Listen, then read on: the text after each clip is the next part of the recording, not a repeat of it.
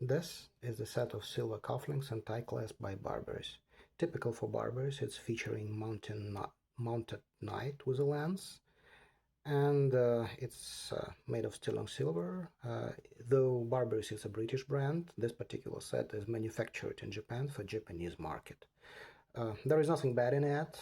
Designs in Japan are often even more sophisticated, and the manufacturing quality is better than British, but it's still partially Japanese.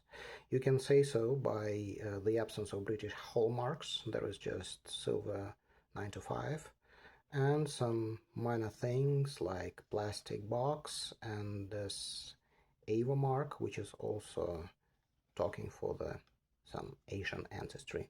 It's completely original set. Burberry has strong presence in Japan, and it still will be a great addition to every sophisticated